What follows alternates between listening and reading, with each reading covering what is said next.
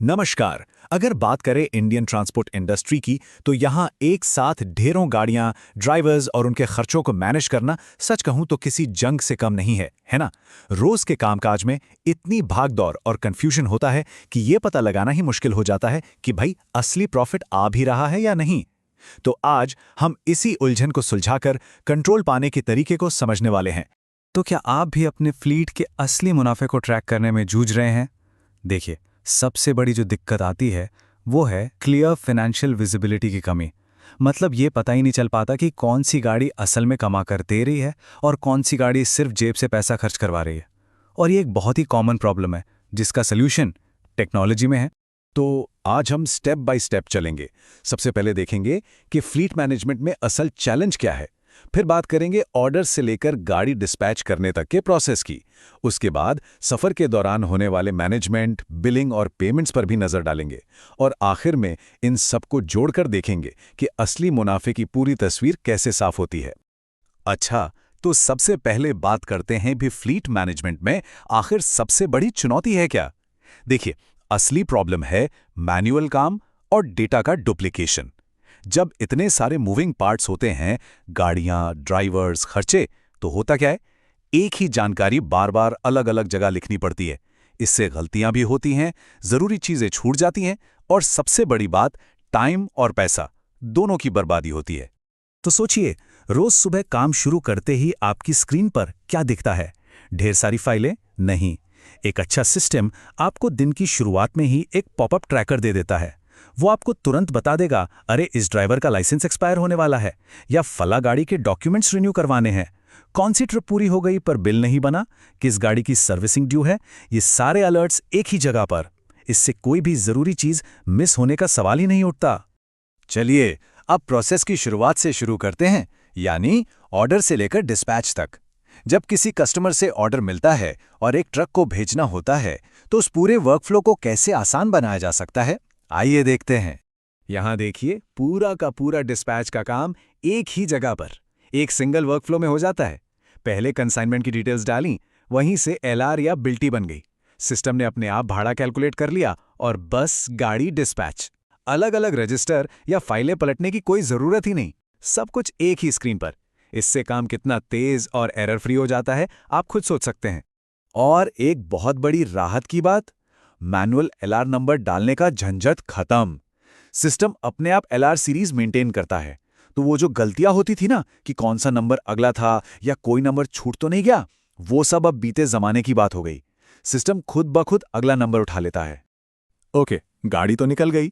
अब आता है वो फेज जहां असली में सारा खेल होता है, यानी यात्रा का मैनेजमेंट।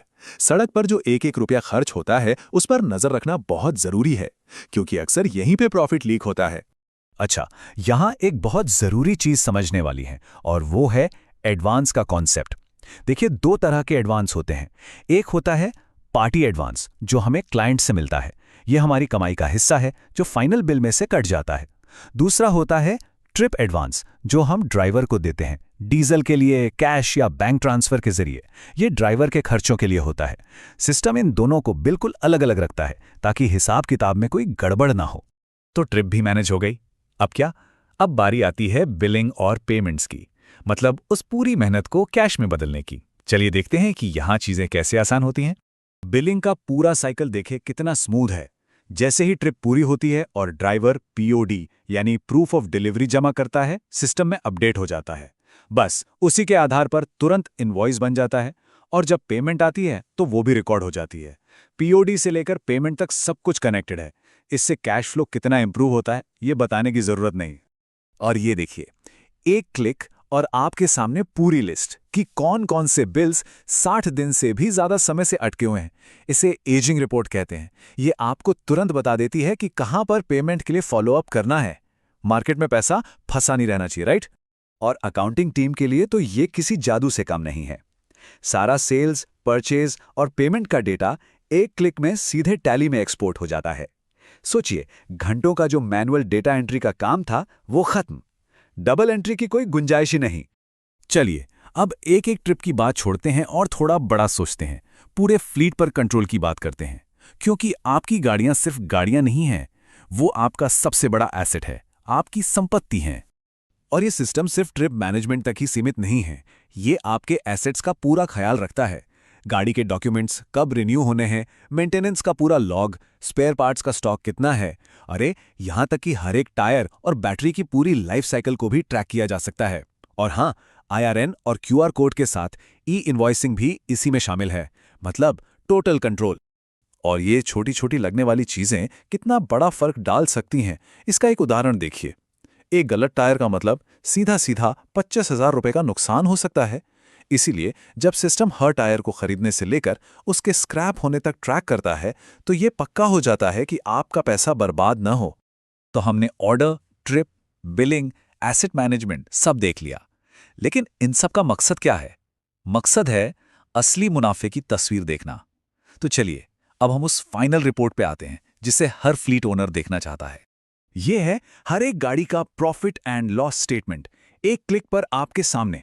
इस गाड़ी ने टोटल कितना कमाया, उस पर डीजल जैसे डायरेक्ट खर्चे कितने हुए, और फिर टायर और रिपेयर जैसे इनडायरेक्ट खर्चे कितने हुए, और आखिर में नेट प्रॉफिट कितना बचा। यहां कोई अंदाजा नहीं है, सिर्फ साफ सुथरा डेटा। इससे पता चलता है कि कौन सी गाड़ी सोना उगल रही है और कौन सी सिर्फ खर्चा करवा रही है। और अगर आपको ये जानना है कि खर्चा आखिर जा कहाँ रहा है, तो ये चार्ट देखिए। ये P&L रिपोर्ट को और भी विजुअल बना देता है। साफ दिख रहा है कि सबसे बड़ा हिस्सा डीजल ले रहा है, फिर टायर, फिर रिपेयर। इस जानकारी के आधार पर आप बेहतर फैसले ले सकते हैं। कहाँ कॉस्ट कटिंग करनी है, ये आपको साफ साफ पता चल जाता है। तो आखिर में एक सवाल खुद से पूछने वाला है कि आपको सच में पता है कि आपके फ्लीट में कौन सी गाड़ियां आपके लिए पैसा बना रही हैं? अगर जवाब हाँ में नहीं है, तो शायद कंट्रोल वापस अपने हाथ में लेने का समय आ गया है। क्योंकि याद रखिए, जब तक चीजें साफ साफ दिखेंगी नहीं, तब तक वो कंट्रोल में आएंगी नहीं।